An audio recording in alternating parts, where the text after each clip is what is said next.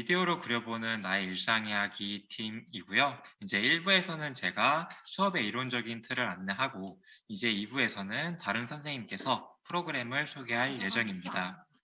수업에 앞서 이제 서로의 바람을 파악하는 데 집중했습니다.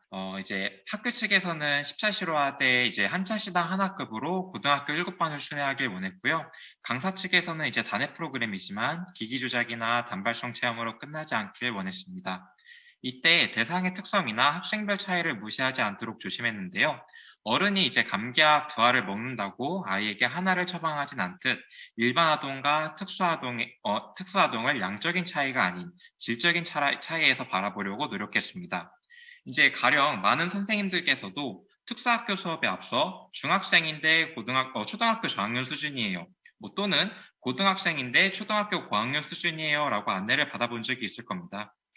이러한 표현은 이제 자칫 특수교육이 일반 학생 수업의 쉬운 버전이라고 비칠 수도 있습니다. 이제 이를 고려하여 무엇을 전할지보단 어떻게 전할지 고민했고 다음과 같이 수업을 구체화했습니다. 기존 특수학생을 대상으로 한 미디어 교육의 아쉬움에서 출발했고요. 장비를 만져보거나 피나체가 되는 선에서 끝나지 않도록 디지털 미디어를 활용하되 이제 미디어를 이해하고 수용하도록 기획했습니다. 보기 좋은 결과물을 만들려고 이제 강사들이 이제 많이 터치하기보다는 학생들이 직접 제작하는 데 의의를 두고 기획, 촬영, 편집마다 이제 단계별로 반복하였고요. 그리고 이제 36명의 참여자 중에서 결과물이 이제 32편이 나왔습니다. 이때 저희가 강조하고 싶은 건 차시별 다양한 활동을 나열해서 이제 선생님들께 풍부한 소스를 제공하기보다는 특수학생을 대상으로 하는 수업을 기획하는 데 있어서 학생별 수행 편차를 줄이고자 어떤 장치들을 썼고, 그리고 이제 가학문적인 연계들을 어떻게 구성했는지 보여드리고자 합니다. 이제 수업 목표는 이제 학교 안전 수칙 스톱모션 영상을 만들면서 자신의 생각을 마음껏 표현하는 겁니다. 이제 이번 수업이 다른 수업과의 차별점은 학생마다 수행 차이를 어떻게 최소화하고 짧은 시간에 편안한 분위기를 조성했는지인 것 같습니다. 발달장애나 중도중복장애 등 이제 특수교육 대상 학생이었고요. 이때 이제 중도중복장애는 장애의 정도가 심하고 동반 질환이 있는 경우를 뜻합니다. 이제 이론적 배경으로는 세 개의 분야를 참고했습니다. 심리학은 이제 수업의 효과라면은 교육학은 수업의 방법이라고 보면 됩니다. 강사진들이 이제 이쁜 영상으로 탈바꿈해주는 것이 아닌 학생들이 이제 직접 만듦으로써 작은 성취를 느끼는 것이 첫 번째입니다. 결과물을 보면 이제 그래서 스톱모션에 갑자기 뜬금없는 사진이 나오기도 하는데요. 이제 이게 학생의 입장에서는 나름의 의미가 있고 강사들은 그게 무엇인지 이제 궁금해하는 정도에 머물렀습니다. 그리고 이제 타인의 감정, 생각, 정서를 조망하는 것이 마음이론이라고 하는데요. 자폐성 학생은 이제 마음 읽기에 어려움을 보입니다. 따라서 자신의 생각을 이제 그림으로 표현을 하고 렌즈라는 객관적인 시각에 담아내면서 다른 사람의 관점을 이제 이해해 보도록 준비했습니다. 교육학의 비계 설정입니다.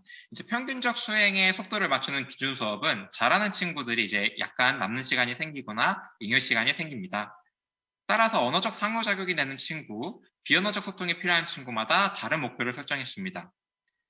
그리고 도움을 직접적으로 주기보다는 이제 언어적 촉진이나 신체적 촉진을 활용했는데요. 가령 이제 색연필 앞에서 친구들한테 어떤 색이 잘 어울릴까라고 언어적 촉진을 하거나 아니면 이제 그 손가락 사이에 이렇게 색연필을 지어주는 정도까지만 했습니다. 커뮤니케이션학은 뒷부분에서 다룰 예정입니다. 만족도 조사지의 경우 학급 선생님이 이제 체크하거나 학생이 하더라도 고정 반응을 보일 수 있습니다. 따라서 이제 저희들이 체감한 변화를 말씀드리려 합니다. 가장 유의미한 것은 이제 학습의 전입니다. 수업은 이제 센터에서 가져온 패드를 했는데요. 몇몇 학생들은 이제 그 패드에서 하고 자신의 핸드폰에 이제 저희가 활용한 어플을 다운로드한 다음에 가족 사진으로 추가 영상을 만들기도 했습니다. 그리고 이제 이번 수업에서 각자가 작은 성취를 가져가길 원했는데요. 실제로 쉬는 시간에 선생님 저 이거 만들었어요 하면서 이제 핸드폰 혹은 이제 패드를 보여준 친구들도 있었습니다. 이제 그리고 처음에는 눈 맞춤을 피하는 친구들도 나중에는 이제 필담이나 아니면 그 타이핑하는 작업을 통해서 필담으로 대화하는 적극성을 보이기도 했습니다. 이제 실제 프로그램을 하나씩 설명드릴 예정인데요. 이건 이제 바로 옆에 계신 박희영 선생님께서 진행하실 예정입니다. 네, 안녕하세요. 박희영입니다. 디지털 미디어를 통해 긴밀한 정보 습득을 하여 미디어 내용을 재구성하는 것을 참여적 능동성이라고 합니다. 저희 수업에서는 패드를 통해 표현하는 메시지는 글을 모르거나 대화가 어려워도 직접 자신의 의견을 표출할 수 있는 도구이고, 이를 통해 학생들이 즉각적으로 수업에서 받은 정보들을 그 패드를 통해 상호작용을 할 수 있다고 생각해서 수업에 설계하였고요. 이러한 효과를 극대화하기 위해 수업 전 웜업 활동으로 친밀감을 유도하는 사회적 강화물 활동과 상징놀이 등을 통하여 현실이 도구들이 패드로 유입되도록 구성하였습니다. 학습 대상은 중학교, 고등학교 과정의 7개 학급이었고요. 생활과 밀접한 안전 관련의 4개의 콘텐츠로 구분을 하였습니다. 그 중에서도 좀 난이도별로 고려를 하였고요. 이를 통한 목표는 수업의 표준화로 질적 향상하는 것이 목표이고, 학생들이 도움 없이 또는 작은 도움을 받아 직접 활동할 수 있도록 설계하였습니다. 수업 자료 진행법을 좀 보여드릴 건데요. 화면들이 좀 나오고 있죠. 이처럼 제시된 자막과 캐릭터, 그 외에 구성할 수 있도록 독려하였고요. 선생님과 같이 연출해보는 이런 쉬운 과정을 통해 촬영 방법을 익히도록 하였습니다. 학생들을 위한 학습 방법으로 반복하는 학습법을 많이 추구를 했는데요. 그 미세한 움직임을 주고 사진을 여러 번 찍어야 하는 스톱모션 기법이 학생들의 자신감을 올려주었고, 수업에 대한 집중도도 굉장히 높아졌습니다. 저희가 사용한 어플이 이제 키네마스터를 활용을 했는데요. 이를 통해서 이제 한글 자막 그리고 이미지 음원 서비스들이 제공이 되고 있어요. 그래서 이를 통해서 자극을 주고 표현할 수 있도록 하였습니다.